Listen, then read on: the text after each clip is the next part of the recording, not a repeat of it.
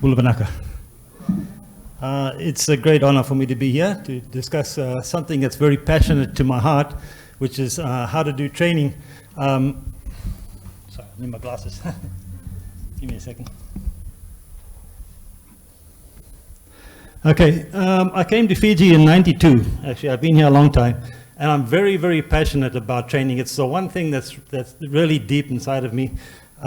We came here with a church to help to start small businesses and encourage small businesses in Fiji, and that progressed. I eventually got into school teaching, and while I was engaged in a rural school out in the bush, I saw that some of the struggles that people have, and I wanted to try to find ways to engage and to teach people to provide for themselves in sustainable ways. And so we actually, at the rural school, we got involved in many different agricultural activities to support the dormitory for the students who were sleeping there. And one of them was beekeeping. So I actually learned beekeeping right here in Fiji. In fact, everything I know that's of any value, I pretty much learned here in Fiji, to be honest with you. And that led on to, we actually started a couple of training centers, vocational training centers, which are still operating to this day, though in a slightly different format. And those two training centers, we included beekeeping as part of the training there, but other types of industry and agriculture, and also construction, so to help people to just be able to survive in the bush. So I'm super passionate, and right now we have our own farm up in Vanua Levu, and myself and my son-in-law Joshua, who's here with us today, we actually run the farm together, and we've started to set it up as a training center, and it has its own, a little dormitory there. It has a training area where we do the venue of the training, and we like to have a really nice apiary just right there, so that it's easily accessible to the people who come to do the training. All right. What is meant by effective training? Well, I would say that effective training means that the students are able, or the trainees are able to repeat. Whatever you've taught them, they're able to repeat it. They're able to do it again and show that they've learned it, you know. They're able to imitate it. And also, one thing that I've discovered from working in Fiji is that, and I think this is generally across the board in beekeeping as an industry as a whole, there's a confidence level, like a threshold that people have to step over in order to be able to operate in the industry. You can give the academic training, but in order to actually operate, you have to go to the next level. And that requires a confidence. And confidence does not come just after 2 or 3 days of training. You actually need to really mentor, so any good training program has to have a mentoring aspect to it, and a follow-up program to take people on, you know, and to make sure that they actually are going to be able to confidently go and try the things that they have learned. So confidence is a big thing. And then also every good beekeeper, beekeeping as an industry I've found is marked by lots of passionate people who actually inspire others. It's just one of those industries. I think every good beekeeper here can always think back and say, I can identify at least one person in my life who has mentored me, inspired me, you know. So this is very, very important to keep that aspect in the industry. The recipe for ineffective training in the South Pacific. Okay, basically this, when I came to Fiji originally, I came here to help communities start businesses. And this is basically what most of the aid agencies, the NGOs are all involved in doing. Trying to help the people who are the underdogs and try to lift them to a new level, you know. And it's good intentions. Oftentimes, unfortunately, good intentions are done wrong. And I learned most of the wrong ways of how to do training by doing it myself.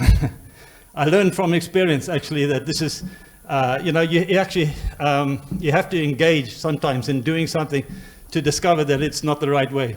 And I guess the most important thing that we see when, I've written the NGO, but it could be a government agency as well.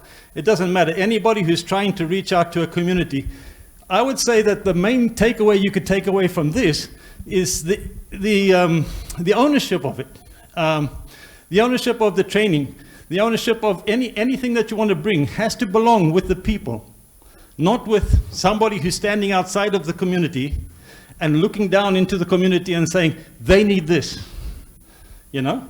If I'm a chief in a village and I say, I choose you and you and you to be my beekeepers, and you guys have to come and be the beekeepers, you know? You've been selected, but you are not really perhaps inspired, or you're not perhaps passionate about it. So it's very, very important that the people are self-selected, you know? They are the ones that say, I'm interested in beekeeping. It's an individual thing.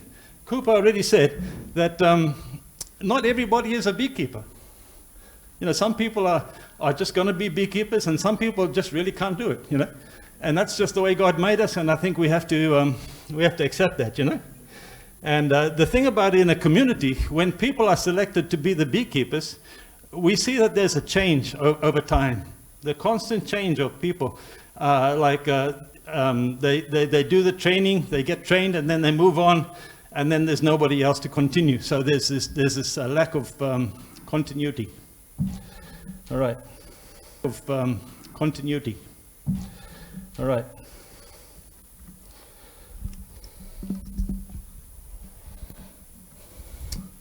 Unfortunately, the failure rate for new beekeepers in Fiji is quite high. And one of the main reasons is simply, like I said, because not every person is a beekeeper. I've already made a comment there that what we have to do is increase a sense of ownership. There's people, I'm very passionate, in our farm, we love to train new beekeepers. A lot of times we hear people saying that we should be putting all of our efforts and investment into like existing beekeepers. But actually, you know, all these existing beekeepers who are doing very well in beekeeping, they came from a place where they knew nothing. And I think it's important that we keep the life of the industry alive by bringing in new blood as much as possible. So, on our farm, we really focus on the new beekeepers. And I love to watch the lights come on as you give a training and you see people starting to understand, you know, and start to see about the wonder of bees and how interesting it is as things start to become clear to them. It's quite incredible, you know, to be part of that experience, to see people enjoying that. So anyway, I like to, on our farm, we look for the people who express interest. They are the ones who come out and say, you know, like, where can I get training? You will find these people on the Fiji Beekeepers website, the Facebook page. They will be there. They will be asking questions, all right? And we don't want to be doing the people who will come to an event just in order to get lunch. Commonly done in Fiji, you know, free lunch, free transport, we'll even give you a per diem or something, you know, and these people will come, you know, and then they'll sit in the back of the classroom and fall asleep. No, we want the people who are really interested, you know, the people who've got a little bit of get up and go, who will do some research. You know, one of these people, this young lady here, Eva, she's been to 2 of my events, you know.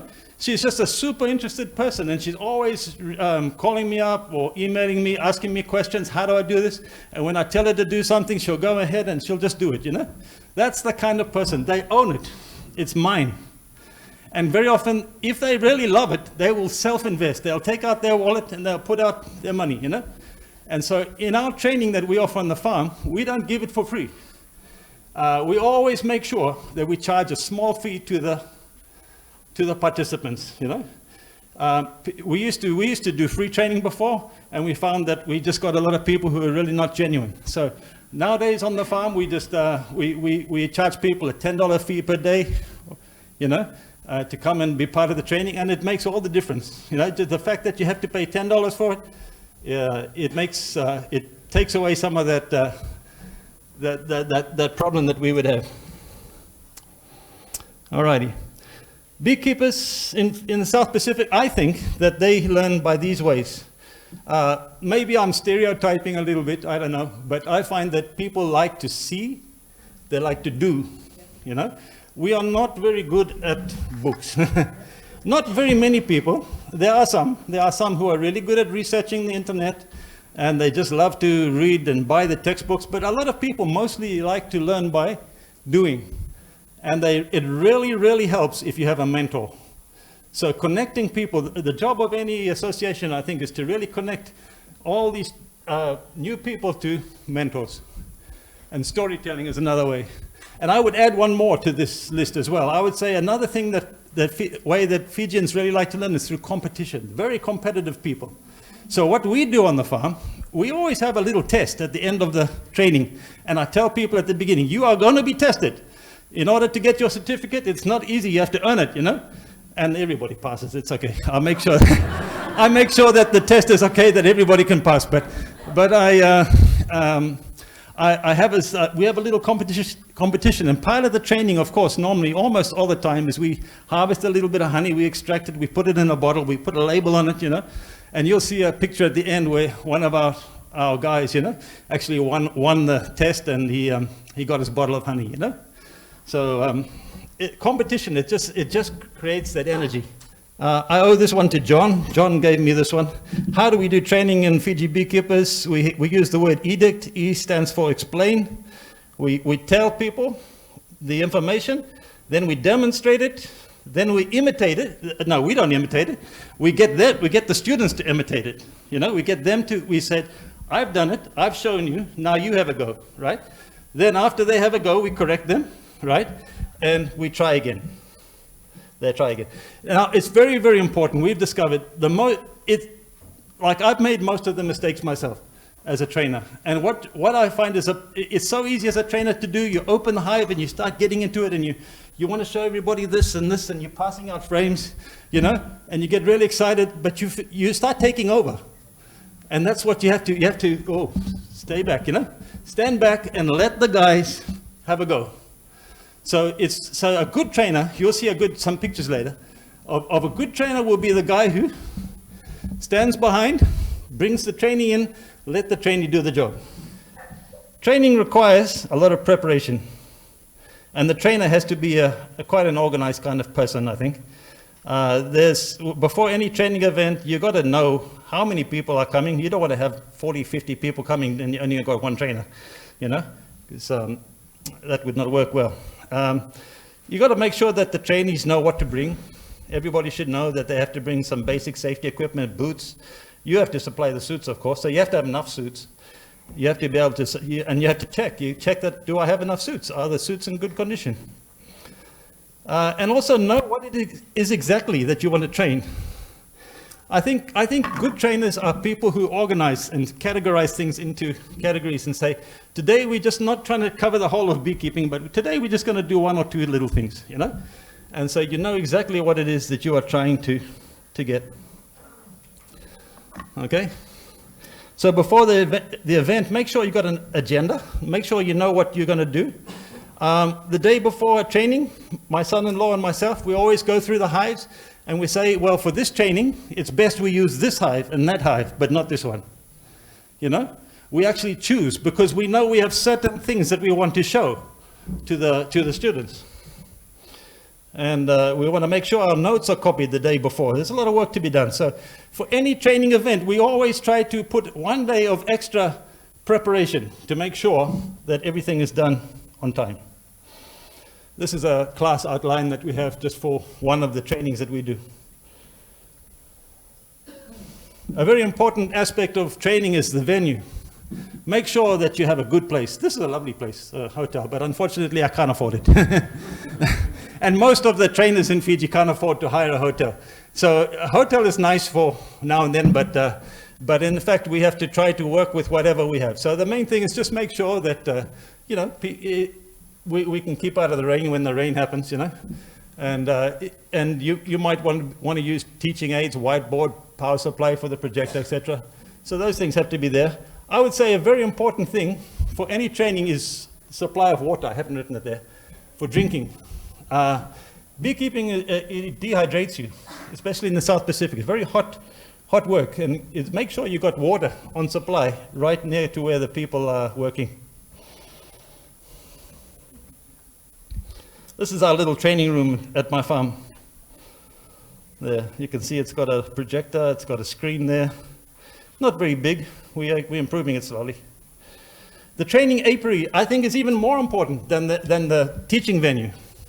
because the bees is what people want to see, you know.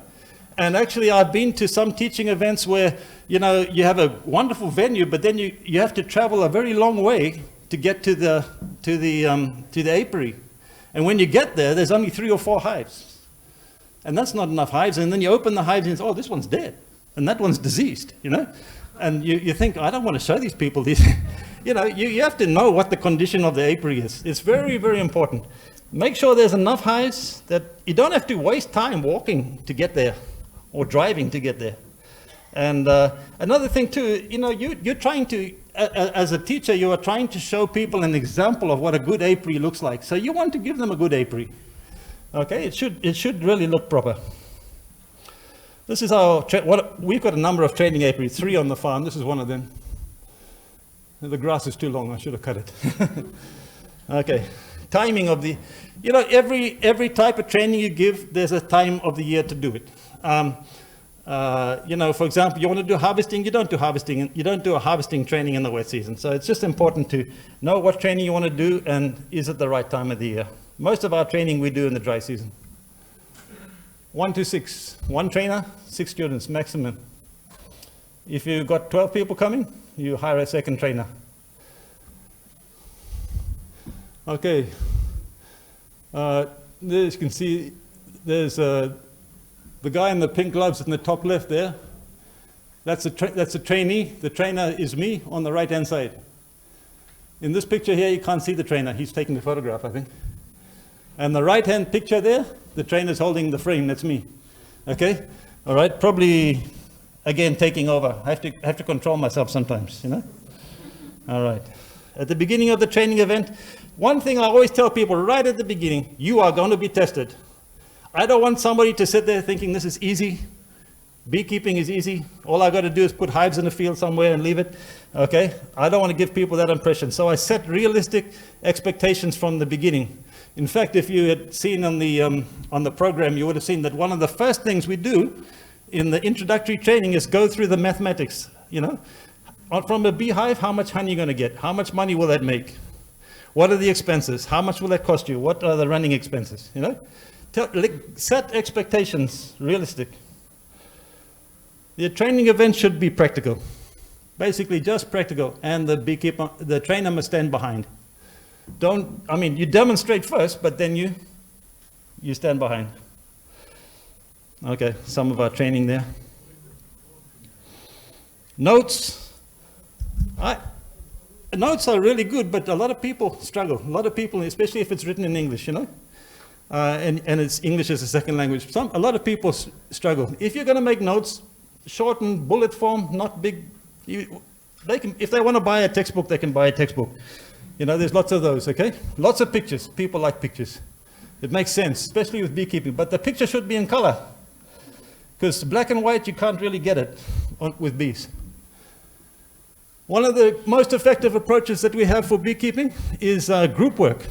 Group work is where you present a problem, a situation, you say, this is what, I opened the hive, I saw this. This is what I saw, you know?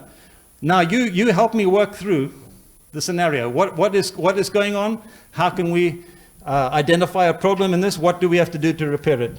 Okay? And it's very, very effective. People in Fiji love to do this. I don't know why. In Australia, we never used to like doing this, but this is group work. And it's always done on newsprint for some reason, and Pentel pen. Many things in training waste time. When the training starts and there's not enough bee suits, that's a time waster. When there's not enough hives, people have to wait. When the trainer himself is poorly prepared or disorganized, time taken to travel to the apiary and high chance of rain so that people end up just waiting around for the rain to stop. These are some of the things that waste time. So choose the time of the year properly. Always give a certificate. People want certificates because that's how they get their funding, so that they can go and buy more beehives. Do the certificates, get the feedback. Make sure you get some feedback so you can improve yourself as a trainer. And then Talanoa, because Talanoa you're going to get a lot more feedback too.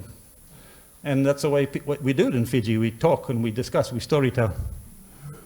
This is the guy, he's got his bottle of honey there, right? On the right, top right, is our evaluation form, so people can say, you know, what we can do, and there's got some good comments there. Okay, and everybody's got their certificate. After the training, follow-up is most important. We always put photos up on Fiji Facebook page, Fiji Beekeepers, and the main thing is we plan to get the trainees back. Don't try to do too much training in one day. Don't try to cover the whole of beekeeping in just one day. But really, you break it up into stages. We do four stages, and we mostly focus on the first two, but we've done three, and the fourth one, I think we did once, you know? But it's in stages, and so you say, okay, you go ahead and you do stage one first, and then you come back. Introductory training. Now, introductory training is simply to find out, are you a beekeeper or are you not a beekeeper?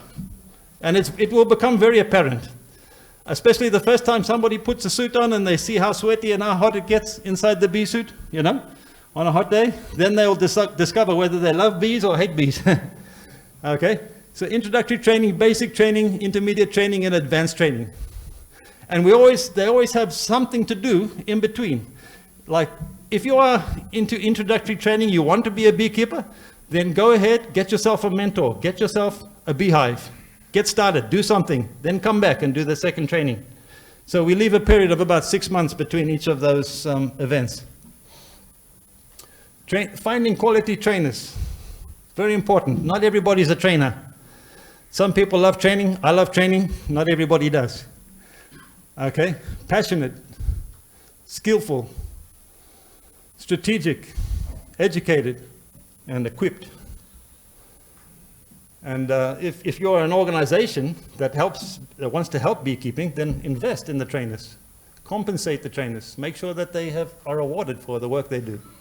Agree on a common fee structure to avoid competition. Equip the trainers with the tools that they need, the training tools, the projectors, the equipment that they need to actually do the work. And then finally is my recipe for effective training. If I was to say, this is like a conclusion of everything I've said so far, the most important thing that I would highlight today is a sense of ownership, the choice of a good venue, the choice of a great apiary, preparing in advance, low trainer to trainee ratio, remember 1:6? Okay, avoid time wasting, and test the students. Don't just give them a certificate of participation, it means nothing. You know, give them a certificate of achievement. I have achieved level 1 training. Okay, and have a follow-up plan. Make sure that you have a way to bring them through, and then finally invest in the trainers. Okay, with these few words, thanks very much.